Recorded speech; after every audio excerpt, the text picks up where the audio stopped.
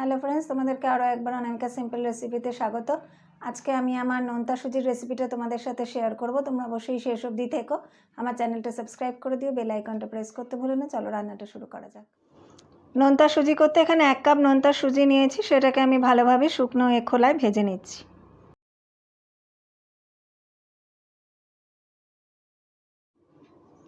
সুজিটা আমার ভাজা হয়ে গেছে, এটা আমি প্লেটে তুলে নিচ্ছি।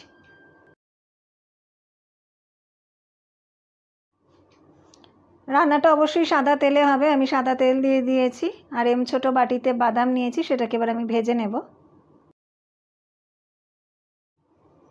খোসাটা ফেটে ফেটে আসছে, তার মানে বাদামটা ভাজা হয়ে গেছে। আমি এবার এটাকে প্লেটে তুলে নিচ্ছি। ফুলকপিটা আমি সবসময় ভাপিয়ে ব্যবহার করি, এরকম ছোট ছোট করে ভাজার মতো কেটে এটাকে আমি ভাপিয়ে নিয়েছি।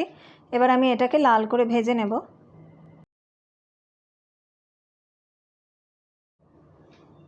স্বাদ অনুযায়ী সামান্য একটু নুন দিলাম কপিটা ভাজার জন্য। আর আমি কফি ব্যবহার করছি, তোমরা তোমাদের পছন্দ মতো সবজি এতে ব্যবহার করতে পারো। কফিটা আমার লাল করে ভাজা হয়ে গেছে, এটাও প্লেটে তুলে নিচ্ছি। আমি বাদামটা আর কফিটা ছাকা তেলে ভেজেছি, অনেকটা তেল দিয়েছিলাম কড়াইতে, আমার এখন অতটা তেল লাগবে না, তাই আমি বেশ খানিকটা তেল ঢেলে নিয়েছি। 1 টেবিল চামচ মতন তেলই আমি কড়াইতে রেখেছি। তাতে আমি শুকনো লঙ্কা, 1 টিস্পুন গোটা সর্ষে ফোড়নে দিয়ে দিলাম। খানিকটা কারি পাতা ধুয়ে রেখেছিলাম, সেটাও আমি ফোড়নে দিয়ে দিচ্ছি।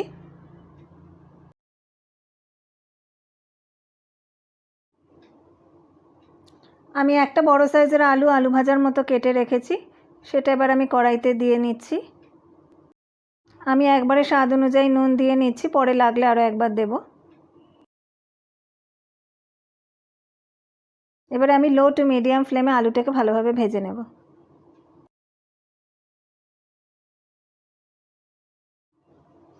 আলুটা আমার ভাজা হয়ে গেছে। এবারে আমি এখানে 1 টিস্পুন আদা কুচি রেখেছিলাম, সেটা দিয়ে নিচ্ছি। আর 2টো কাঁচা লঙ্কা কুচি রেখেছিলাম, সেটাও দিয়ে নিচ্ছি।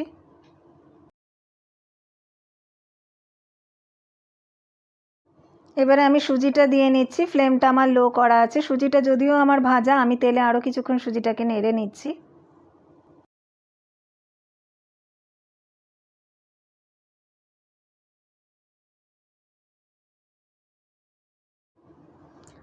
আমি নোনতা সুজিতে 2 টিস্পুন চিনি দিলাম, তোমরা তোমাদের টেস্ট অনুযায়ী দিও। আমি প্রথমে 1 কাপ গরম জল দিয়ে নেড়ে নিচ্ছি। আমার ফ্লেমটা কিন্তু লো করা আছে। একবারে অনেকটা জল দেব না সুজিতে, প্রথমে 1 কাপ জল দিয়ে এটাকে ভালোভাবে নেড়ে নেব।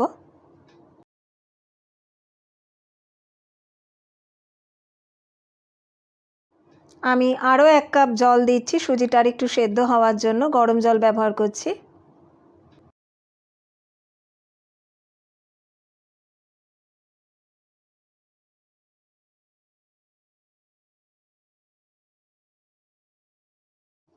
সুজির জলটা শুকিয়ে গেছে, আমি এখন ভেজে রাখা ফুলকপিটা দিয়ে ভালোভাবে মিশিয়ে নিচ্ছি। সুজিটা সেদ্ধও হয়ে গেছে এবং দেখতে পাচ্ছ ড্রাই এবং ঝুরঝুরে হয়েছে। সুজিটা আমার রান্না প্রায় হয়ে গেছে, তাও আমি আরও 2-3 মিনিট এটাকে নেড়ে নেব।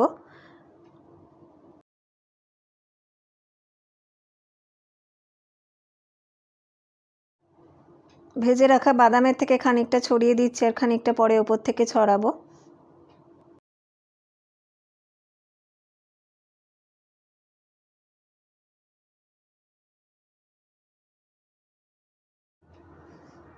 সুজিটা পুরো ঝুরঝুরে হয়ে গেছে। আমি 1 টিস্পুন ঘি দিয়ে এটাকে আরও একবার ভালোভাবে মিশিয়ে নিচ্ছি। আমি তারপরে ঢাকা দিয়ে এটাকে 2 মিনিট পর সার্ভ করব। সুজিটা আমার রেডি হয়ে গেছে, আমি সার্ভ করে দিচ্ছি। তোমরা দেখতেই পাচ্ছ সুজিটা পুরো ঝুরঝুরে এবং ড্রাই হয়েছে। আজকে তোমাদের এই নোনতা সুজির রেসিপিটা কেমন লাগলো আমাকে কমেন্ট করে জানিও। যদি ভালো লাগে অবশ্যই লাইক করো এবং বন্ধুদের সাথে শেয়ার করতে ভুলো না। সবাই খুব ভালো থেকো, সুস্থ থেকো। নমস্কার।